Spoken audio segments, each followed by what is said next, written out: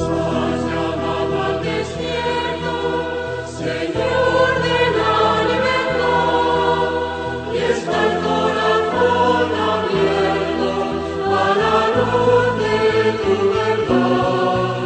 Subimos con esperanza la escalada cual está, el pueblo de Dios avanza hasta la cumbre pascual. Hola hermanos, el día de hoy 17 de febrero del 2024, pues es sábado después de ceniza, ya mañana será primer domingo de Cuaresma. Bueno, hoy es día de los 7 santos fundadores servitas. Miren, esta es una historia bellísima, porque resulta ser que estos son 7 mercaderes que en Florencia, a inicios del siglo XIII, vivían, había una cofradía, digamos, que eran muy devotos de la Virgen María, y entonces ellos pertenecían a esa compañía, que así se llamaba, la cofradía, perdón, se llamaba Compañía de los Siervos de Santa María. El pueblo les decía, no digo vulgarmente, sino de una manera coloquial, les llamaba los laudesi, porque alababan, laudate, es alabar, ¿no? Y entonces alababan a Dios. Pero entonces ellos, 7 de ellos, porque la cofradía, la compañía era más grande, deciden apartarse y querían hacer un tiempo más de contemplación, de penitencia, pero consagrados a la Madre del Señor. Y entonces eso viene probablemente, y eso es lo que dicen los biógrafos, de que es el momento en el que están surgiendo las órdenes mendicantes, no están surgiendo los mercedarios, los franciscanos, los dominicos, pero también ellos tenían el ejemplo de las ramas derivadas de los benedictinos, ¿no? Los cluniacenses, los camaldulenses, en fin. Y entonces ellos deciden, como les digo, irse a un lugar ahí aparte. Eran, como les digo, eran 7, ¿no? Muy simpáticos. Bonfilio Monaldi, Bonayunta Manetti, Manetto Delantella, Amadio Amadei, Sosteño Sostegni, Ugoccione Ugoccioni y Alessio Falconieri, que va a ser el último que va a morir. De hecho va a morir, él es el que muere un 17 de febrero, y entonces por eso viene de ahí la fiesta. Va a morir de 110 años Alessio, y él no fue sacerdote, Pues bueno, vamos a hablar de eso. Entonces, como les digo, ellos se van a cambiar los nombres más adelante cuando reciban el hábito. Entonces, alrededor del año 1233 dejan todo, dejan su casa, distribuyen los bienes y entonces se van a vivir a una villa que se llamaba Villa Carmazia, se llamaba ese lugar, que era propiedad de uno de los que había sido también miembro de la compañía, pero que no era del grupo. Y entonces empiezan a vestirse con una túnica más o menos como la que usaban los franciscanos, una túnica gris, y empiezan a andar por las calles pidiendo limosna, sí, pero eran como mendicantes, ¿no? Y empiezan a ayudarle a la gente, ¿ok?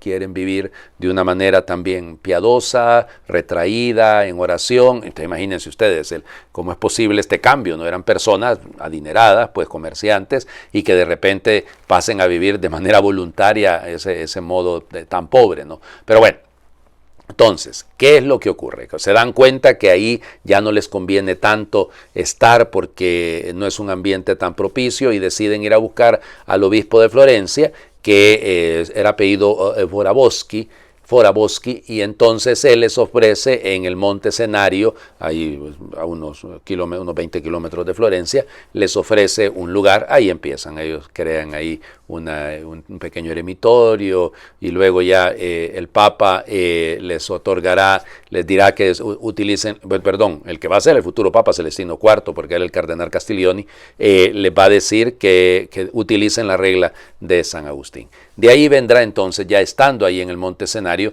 que empiezan a tener vocaciones, olvídense, era una cosa extraordinaria realmente el montón de gente que llegaba.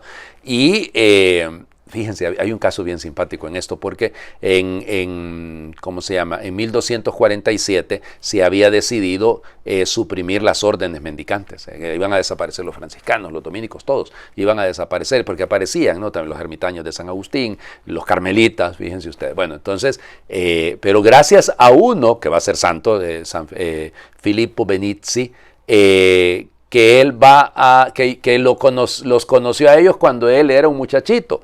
y entonces siempre los admiró, y gracias a la intervención de este Benizzi, de San Filippo, entonces no lograron que la orden no fuera suprimida. Y entonces finalmente ya es reconocida la orden de manera oficial en el año 1304. Se les había aparecido la Virgen y les había dado el hábito. Esa es una de las imágenes más bellas. Y el hábito les dijo que utilizaran el hábito de color negro por la pasión de su hijo. Y entonces pues ese es su hábito. Como les digo, el único que logra realmente llegar a ver todo esto va a ser Alessio Falconieri, ¿no? Porque él, ¿cómo se llama? Muere a los 110 años de edad y muere un 17 de febrero de 1310. Ya los demás ya habían fallecido. Fíjense, es interesante también.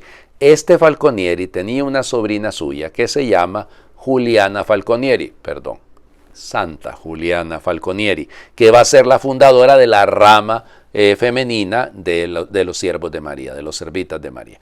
Bueno, todos ellos fueron canonizados en grupo, los 7, no Juliana ni Filippo, que Filippo luego va a pasar a ser parte, no va a ser preboste, va a llegar a ser superior de la orden. Todos fueron canonizados en 1888 por el Papa León XIII. Bueno, qué buena vida. Miren, interesante, una amistad que produce tanta santidad. Es interesante, piénsenlo, una amistad que produce tanta santidad. Y hay que revisar cómo andan nuestros amigos, a ver si nos ayudan a ser santos o más bien nos ayudan a desviarnos de la santidad. No nos ayudan, más bien nos perjudican. Vamos, fíjense, continuamos. De hecho, vamos a repetir el último versículo que leímos ayer y vamos a continuar. Isaías capítulo 58, versículos del 9 al 14. Esto dice el Señor: cuando renuncies a oprimir a los demás y destierres de ti el gesto amenazador y la palabra ofensiva, cuando compartas tu pan con el hambriento y sacies la necesidad del humillado, brillará tu luz en las tinieblas y tu oscuridad será como el mediodía. El Señor te dará reposo permanente. En el desierto saciará tu hambre y dará vigor a tu cuerpo. Serás como un huerto bien regado, como un manantial cuyas aguas no se agotan. Construirás sobre tus viejas ruinas y edificarás sobre cimientos muy antiguos. Te llamarán reparador de brechas y restaurador de hogares derruidos.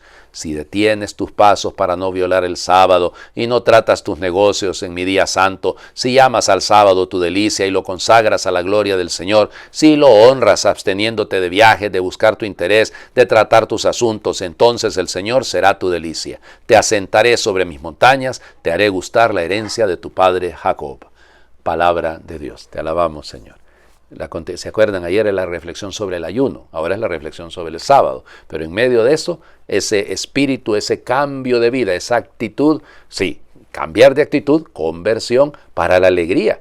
Construirás, edificarás, te llamarán restaurador de hogares derruidos. Oigan, o sea, es decir, toda la conversión, o sea, el sentido de la verdadera conversión no es para que yo siga en la misma cosa, o no es para que, ay Dios mío, piadosamente me retire, me aparte, me separe de los pecadores, eso va a ser el Evangelio. No, sino la actitud.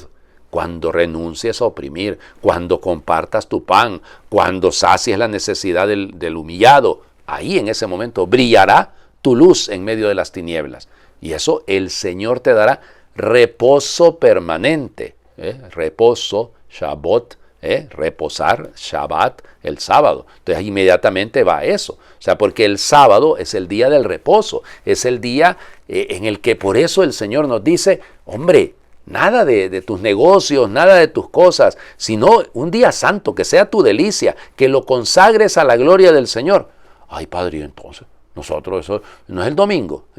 Pregunta, ¿lo hacen realmente el domingo? ¿Realmente el domingo? ¿Cómo vivimos nuestros domingos? No, a mí no me pregunten, o sea, porque evidentemente me imagino es el día que más misas tengo, o sea, eso está clarísimo. Pero pregúntenselo ustedes, sinceramente, ¿cómo la Eucaristía, la Eucaristía dominical, es el centro de su vida espiritual? ¿Es el centro de cada domingo suyo o es fútbol? Bueno, ¿es tiempo para la familia? ¿Ocupan el domingo para un poquito más de oración? Pues sí, claro. Porque la conversión, la consagración, la alegría es cuando somos capaces de también darle tiempo a Dios. Cuando le regalamos al Señor el tiempo que Él se merece, el tiempo que Él nos pide. Pero cuando nosotros andamos en otra cosa, pues evidentemente la alegría no vendrá y la conversión mucho menos. Hablando de conversión, el Evangelio, Lucas capítulo 5, versículos del 27 al 32. En aquel tiempo vio Jesús a un publicano llamado Leví, Mateo, sentado en su despacho de recaudador de impuestos, y le dijo, sígueme. Él, dejándolo todo, se levantó y lo siguió.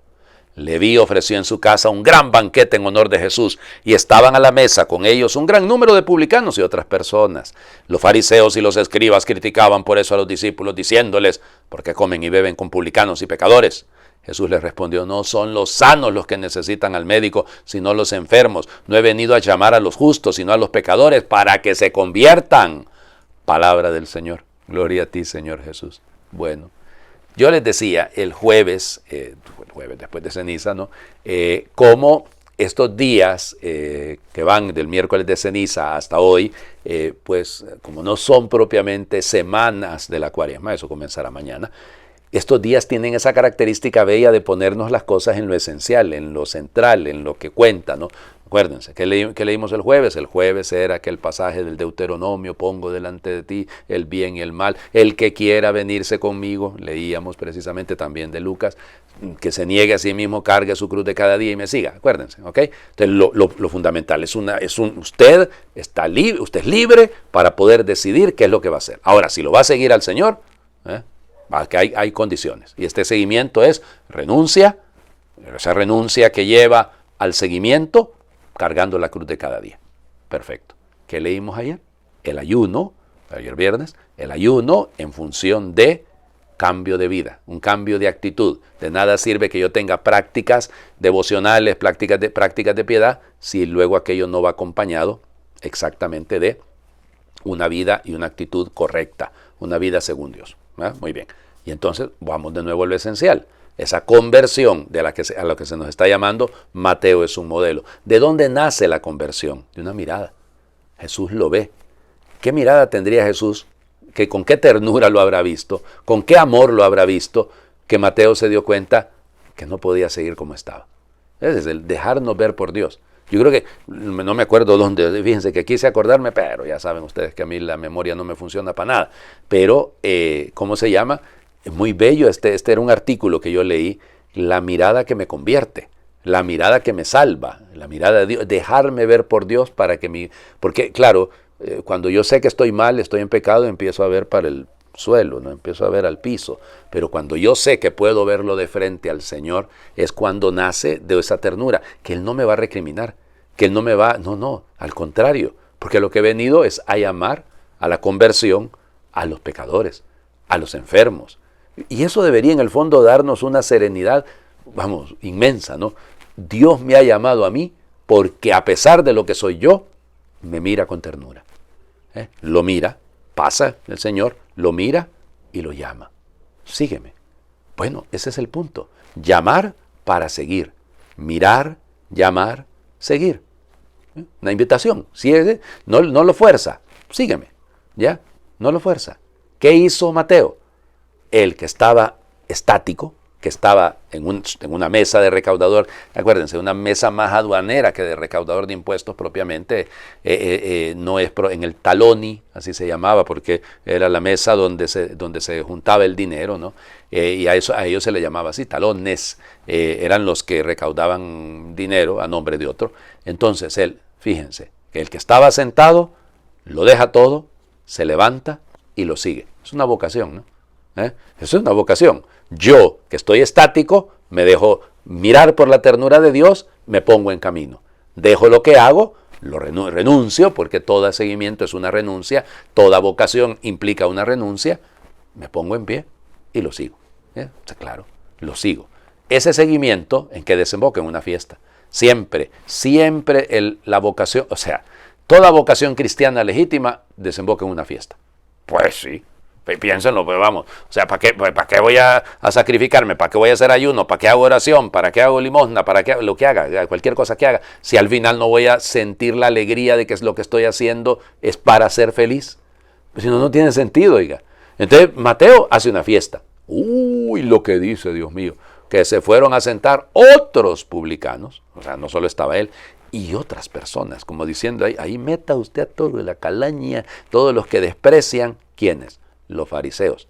Perushim, acuérdense, Perushim, los fariseos, son los separados. Para ellos, en su mentalidad, cuidado, es decir, es una mentalidad errada, ¿ok? Está errada, pero pero entendámosla, pues tratemos de comprenderla. Para ellos la religión consistía en separarse, consistía en mantener distancia frente a aquellos pecadores inmundos, mantener la distancia. Eso es. Para ellos en eso, su manera de alabar a Dios, su manera de relacionarse con Dios estaba en la separación. Su nombre lo dice, Perushim, fariseos, separados. Qué diferente, ¿no?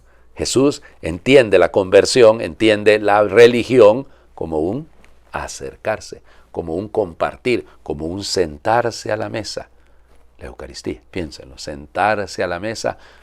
¿Y quiénes vienen a nuestras Eucaristías? ¿Quiénes son los que están en nuestras Eucaristías? Pues no son exactamente los mejores, no son exactamente los mejores, pues hay de toda clase de gente. Y bueno, así es el Señor, no vino a llamar a los sanitos, sino a los que estamos enfermos. Y eso creo que nos tiene que, insisto, nos tiene que llenar de esperanza.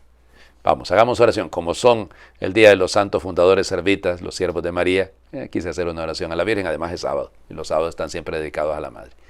Virgen María, me vuelvo hacia ti confiando en tu compasión y misericordia para suplicar e invocar tu ayuda. Te necesito en mi vida.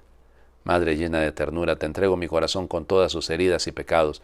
Lo pongo en tus manos, tómalo, sánalo, libéralo de la esclavitud. Ayúdame, Virgen Santa, en este camino de conversión y arrepentimiento que me propongo iniciar.